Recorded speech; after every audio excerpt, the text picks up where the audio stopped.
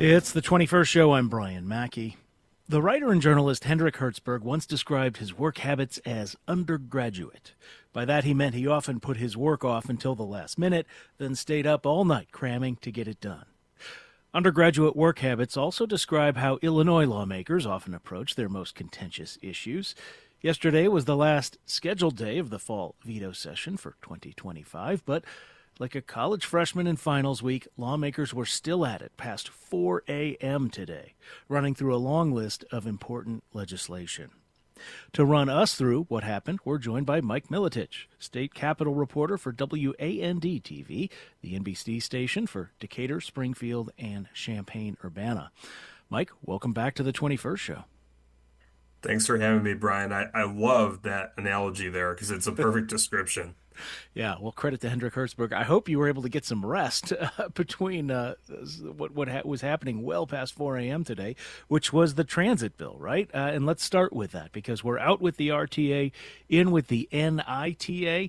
What is this all about?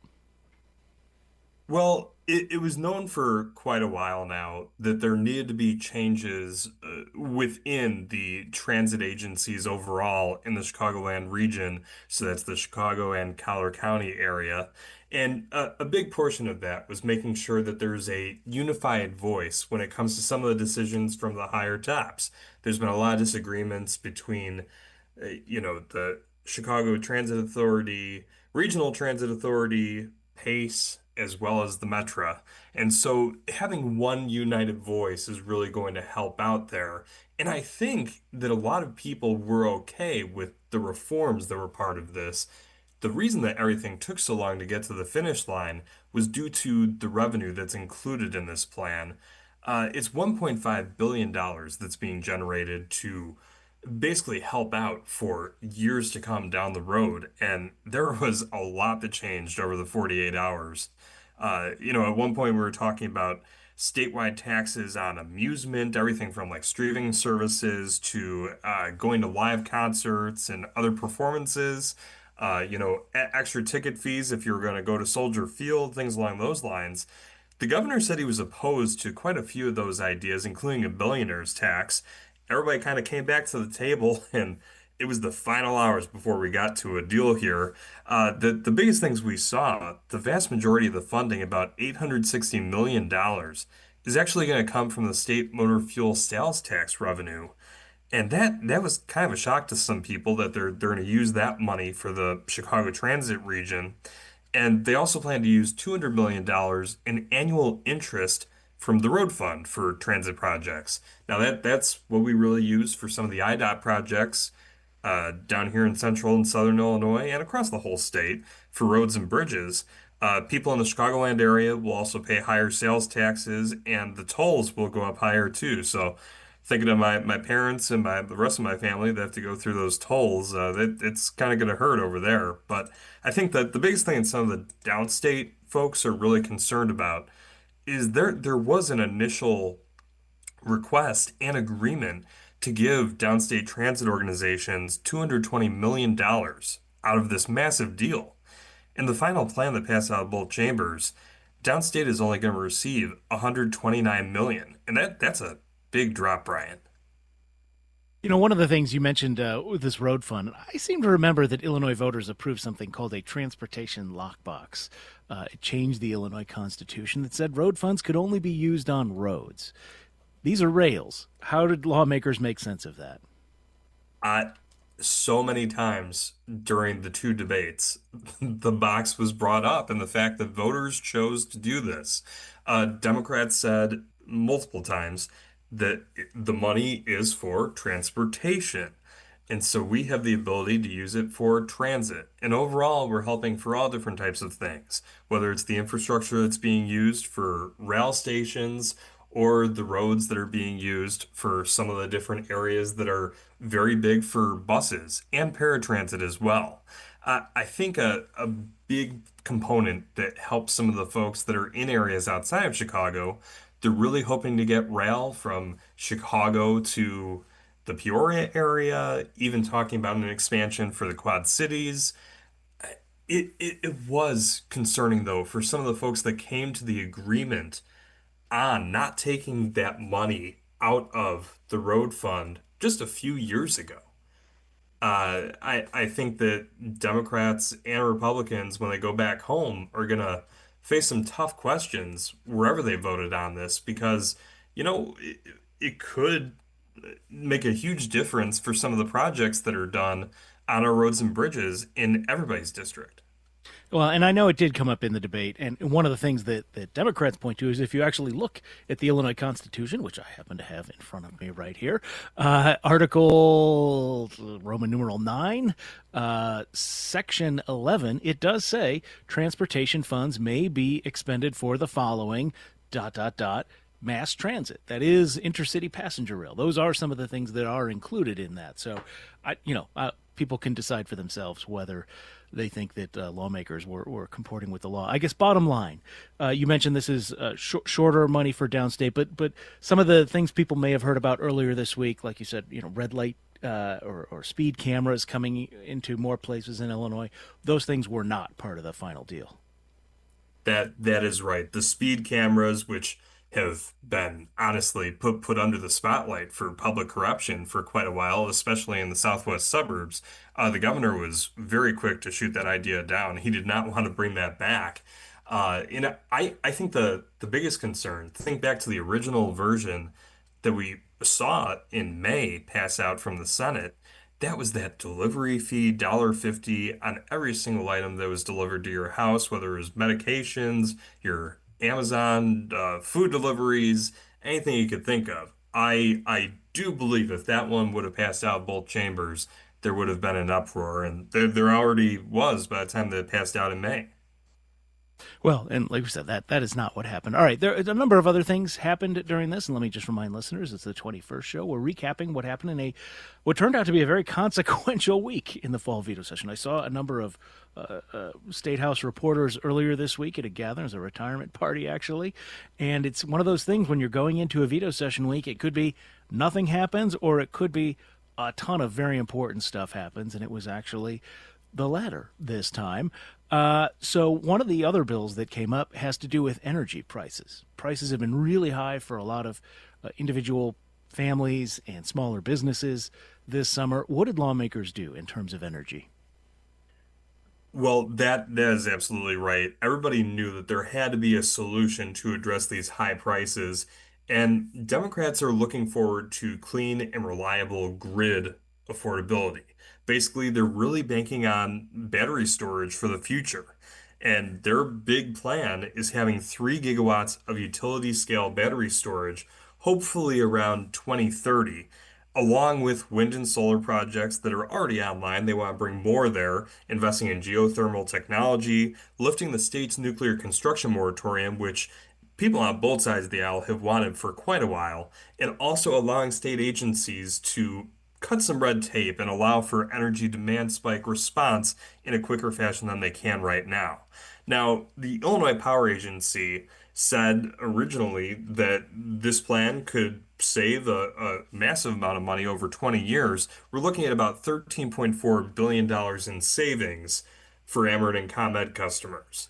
But some of our downstate communities that have relied on, coal as well as the natural gas plants for quite a while now and really got hurt when they started to see some of the closures are concerned about the future. They argued that there needs to be a better solution for the power that gets us through every single day. They were arguing the fact that, well, wind and solar, we only get that certain parts of the day, and the battery storage can only be good for 2 to 4 hours a day. This really came down to what is the best steps moving forward, as well as investments across the country. A lot of people are investing in the battery storage, and apparently the new technology has made it a little bit safer so that there are less fires. That was a concern that some folks had leading up to that debate. It may be a while though before folks get to see a decrease in their bills, which I know everybody's hurting right now. Yeah, because these, as you said, some of these projects could take years to come online. Um, some of the other we can run through sort of quickly here some of the other important or interesting legislation that passed. There was right to die legislation. This is specifically for people who have terminal illnesses. This used to be known colloquially as assisted suicide, but it's formally now called in Illinois medical aid in dying. Of course, if the governor signs it. What is that about? Well, the medical aid in dying bill is controversial for quite a few folks because this would allow people that are towards the end of their life. Maybe they have a terminal illness and they're at the point where they've talked to their family, they've talked to doctors.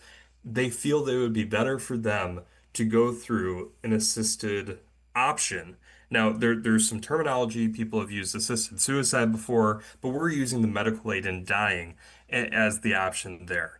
And this is a compassion ability for doctors to provide this to folks.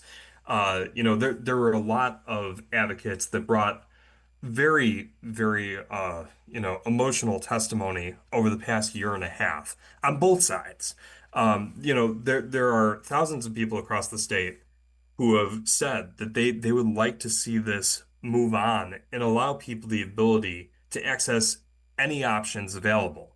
And of course, there are multiple times that the doctor would need to confirm with a family and the person that is asking for this that they truly want it to happen.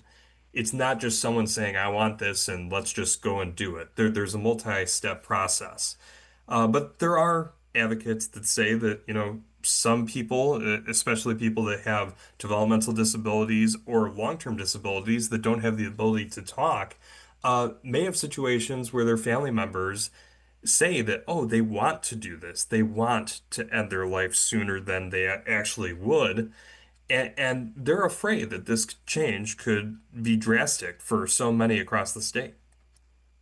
Well, we will see what happens with that as the governor considers it.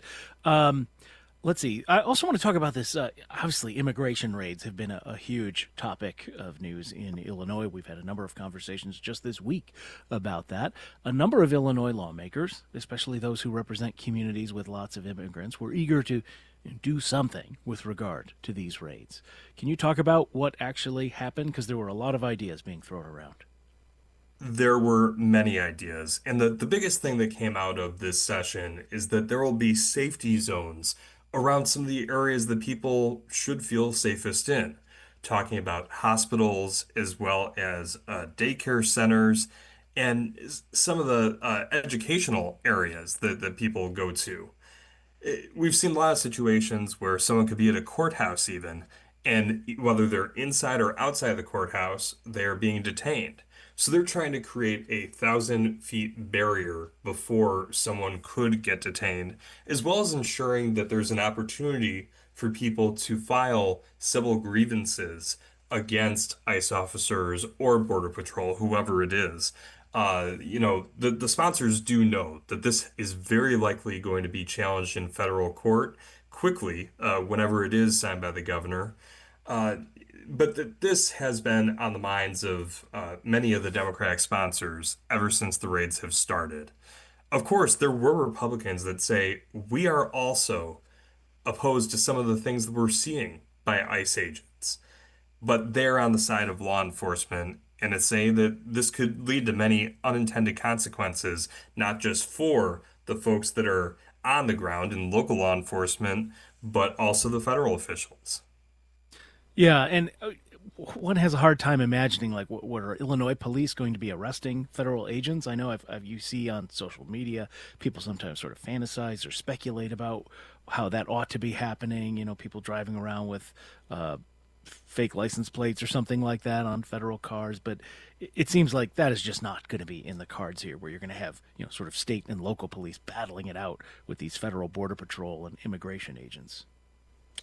No, I think that is somewhat of a public misconception that people were hoping that could happen. And, folks started to see the Illinois State Police out and about, and they said, well, why aren't you arresting the ICE agents or Border Patrol? And, they work on behalf of the administration, but they're just trying to ensure that there's public safety. They can't go and arrest individuals. Now, if there's the governor said this for quite a while. If there's wrongdoing by ICE agents, they should be held accountable, and that could be done in the courts. But I feel that there's been a lot of people saying that, oh, there should be arrests being made of these agents, and that's just not happening. A couple of things that didn't happen. There's always, we've talked a lot about that did. Sometimes it's a longer list of things that didn't. But one of those is something the governor had wanted, which is some changes to the homeowners insurance. I guess people who are State Farm customers in particular are going to see big price increases, some of them for their house insurance. Can you talk about what happened there? Yes, this plan is actually a combination of multiple bills that came forward from Senator Mike Hastings, trying to ensure that there's some transparency and fairness within the insurance industry. You noted State Farm with the massive increase that's happened for homeowners there, but this was ensuring that there is a opportunity for people to switch their plans if they wanted to, giving a 6 month window for people to be able to say, hey, I don't like what's available with the rates right now. Maybe I could shop around and see other options. They also wanted to ensure that there was, no areas of concern with the ways that the companies are setting rates. It had to be based on the property and not based on someone's race, their zip code, anything of that sort. And I do think that there were several areas that the insurance industry, as well as the sponsors, came to an agreement. But when it came to the timeline, that's where some of the concern was. Now, it did pass out of the Senate after a very contentious debate, Yeah. and it just didn't move out of the House because I think several moderate Democrats were on the side of the insurance industry. And a lot of people say that if they were to make this change, we would have the worst insurance state than California. And Hmm. there's a lot of comparisons to California because Yeah. people Yeah. say, oh, these rates they keep changing because of policies. Well, we do have several lawmakers that are in the insurance Yeah. industry, and they Well, say we're that this is big. Oh, sorry. Yeah, sorry, we're going to have to leave it there, Mike. Thank you so much for sharing your reporting with us. Obviously, more than we have time that we can talk about. We're going to have to take a break. The Mike Militich with WAND. Thanks for your time. This is the 21st Show.